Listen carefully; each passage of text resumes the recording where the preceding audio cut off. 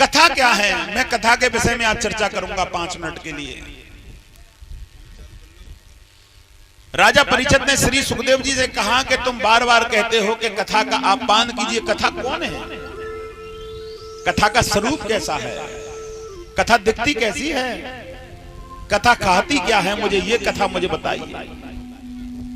कहने लगे हे राजन, आपने प्रश्न तो बहुत अच्छा किया है, लेकिन जो कथा कथा तुम बोल रहे हैं उस प्रश्न का जवाब उस कथा के अंदर ही है। कथा और कहानी में बहुत डिफरेंस है।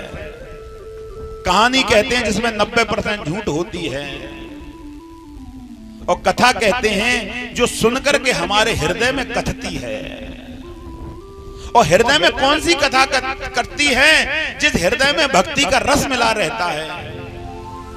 राजा परीक्षित कहने लगे उस भक्ति का रस प्रकट कहां से होता है, उस चीज को मैं ढूंढना चाहता हूं। यदि लोक प्राणम मुना यदि शांति न कृष्णता। जिस प्राण के अंदर सत्य होती है, यदि लोक शांतता, जिस प्राण के अंदर शांति होती है, जिस हृदय के अंदर शांति होती है, उस हृदय के अंदर सत्य होता है। क्योंकि सत्य का चोला कौन सा है? आत्मा का चोला है शरीर, ध्यान से सुनना। आत्मा का चोला है शरीर, और शरीर का चोला है ये वस्त्र। आत्मा तो इस शरीर को पहने हुए है और शरीर इस वस्त्र को पहने हुए है। मेरा कहने का तात्पर्य यह है कि जिसके अंदर सत्यता है उसके अंदर भक्ति लिपटी हुई है, और जिसके अंदर भक्ति लिपटी हुई है वहां ज्ञान प्रकट हो जाता है, और जहां ज्ञान प्रकट हो जाता है वो व्यक्ति हृदय से बैरागी हो जाता है। बोली वृंदावन बिहारी लाल। उसे दुनिया का राग अच्छा नहीं लगता, उसे दुनिया के शब्दों में आनंद नहीं आता। आप लोग जो कथा का कथन करते हैं, जो कथा को सुनकर के आपके जो हृदय में सत्यता नहीं है, तो आप इस पांडाल से निकलते ही निकलते सारी कथा को भूल जाते हैं। जब कथा सुनने के बाद में इस पांडाल से एंट्री करोगे तो आप सारी कथाओं को भूल जाओगी माता। क्यों? क्योंकि अभी आपने हृदय में सत्य को नहीं बसाया है? राजा परीक्षित कहने लगे सत्य बसेगा कैसे? भजन करो। भजन किसका करें? एक ईंट का भजन कर लो, जो ईंट होती है उसका भजन कर लो। अगर तुम्हें भगवान नहीं अच्छा लग रहा तो ईंट का भजन कर लो। ईंट का नहीं तो लकड़ी के टुकड़े का कर लो। लकड़ी के टुकड़े का नहीं तो इस उंगली का भजन कर लो। और इस उंगली में कहो कि ये भगवान है, ईंट में कहो कि ये भगवान है, इस वस्त्र में कहो कि ये भगवान है। किसी भी चीज में आप धारणा कर लो कि यहां भगवान है, उसकी तुम जाप करोगे, तुम्हारे हृदय में सत्य का वासा हो जाएगा। बोली वृंदावन बिहारी लाल। लेकिन कर्म आपको करना पड़ेगा, क्योंकि गोस्वामी जी ने रामायण में लिख दिया है कि कर्म प्रधान विसुराचिरा का। कर्म प्रधान विश्वराचिरा का। कर्म प्रधान विश्वराचिरा का।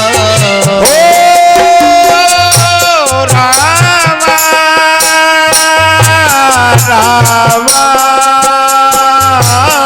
रामा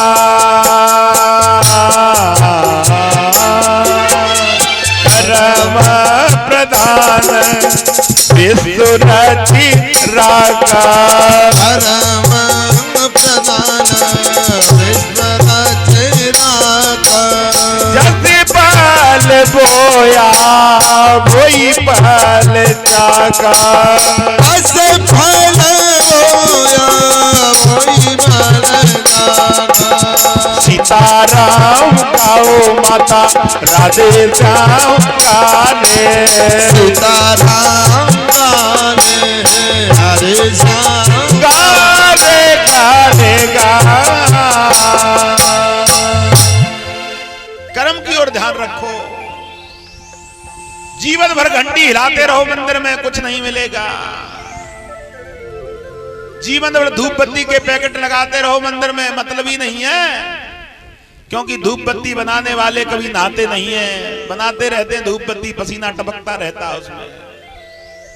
लेकिन जब मेरे हाथ में धूप बत्ती आती है तो वो पवित्र हो जाती है। मैंने क्योंकि उसको पवित्र भाव से स्वीकार किया है।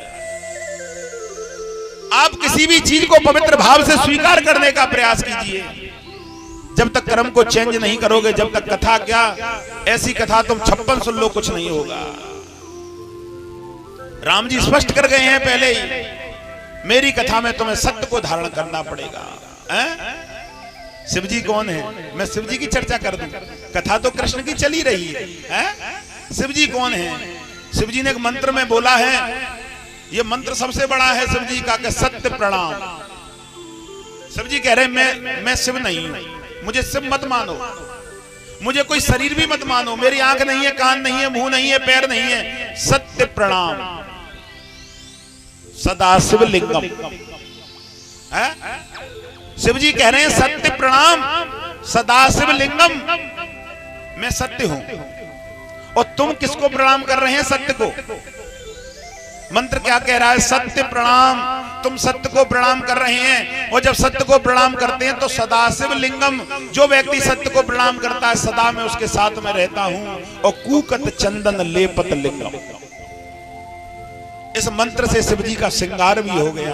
कूकत चंदन, कूकत कहते हैं कुमकुम को, चंदन का लेप लगा के जो बीच में रोली लगाता है मन से, ये मंत्र ही मन से कर रहा है काम, हमें कुछ नहीं करना, मंत्र पूरा काम करके दे रहा है। सत्य प्रणाम सदाशिव लिंगम कूकत चंदन लेपत लिंगम। अरे भैया तुम सत्य को प्रणाम करो।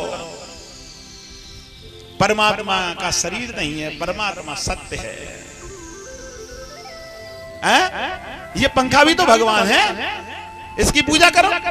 कहो इसमें भगवान है, ये चल रहा है, भगवान चला रहा है, ये भी तुझे सब कुछ देगा और देने वाला ये है। भगवान की मंदिर में पूजा कर रहे हैं, लोग बागों से लड़ाई लड़ रहे हैं, क्या है तुम्हारी पूजा? लोग बागों के हृदय में तो भगवान बैठा है ना, उससे क्यों लड़ रहे हैं? रामायण में लिख दिया है कि तिनके दम कपट नहीं माया, और तिनके हृदय बसे रघुराया। जिसके हृदय में छल क्षेत्र नहीं है उस हृदय में भगवान तो है। भगवान को नहीं भाज रहे तुम दुनिया के चक्कर में फंसे हुए हो। ये जीव जीवन में कुछ नहीं कर पाएगा जो ऐसा मन के अंदर धारणा कर लेगा। हमें जीवन में बदलना पड़ेगा। जो व्यक्ति जीवन में बदलाव नहीं करता उसे जीवन में कुछ नहीं मिलता। कहने लगे कि मुझे कुछ कथा बता दो। एक कथा में सुनाने जा रहा हूं, बड़ा आनंद आएगा आपको। एक बार चलिए कथा में।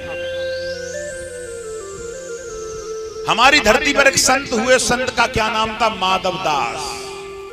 द्वापर के संत थे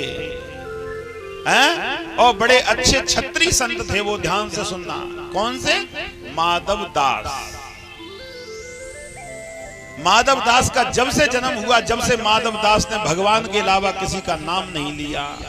ध्यान से सुनना, बड़ी सुंदर कथा है। एक बार माधव दास की पूजा कैसी है जो कि दुनिया में अभी किसी ने ऐसी पूजा नहीं करी। सुनिए माधव दास की कथा। माधव दास वृंदावन में लता पताओं के अंदर रहते थे। किन के अंदर? लताओं के अंदर। दिखाई किसको देते नहीं थे, क्योंकि माधव दास कहते थे अगर मैं मनुष्यों से मिलूंगा तो मेरा मोह प्रकट होगा और मैं मोह में रहना नहीं चाहता। ध्यान से सुनना। माधव दास लताओं के अंदर रहते थे।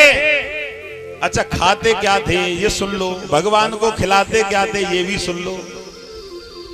वृंदावन में जो संत पत्तलों में भोजन करते थे, संत महात्मा, उन पत्तलों को फेंक दिया जाता था। भोजन करने के बाद उन पत्तलों पे थोड़ा थोड़ा प्रसाद लगा रह जाता, झूठा।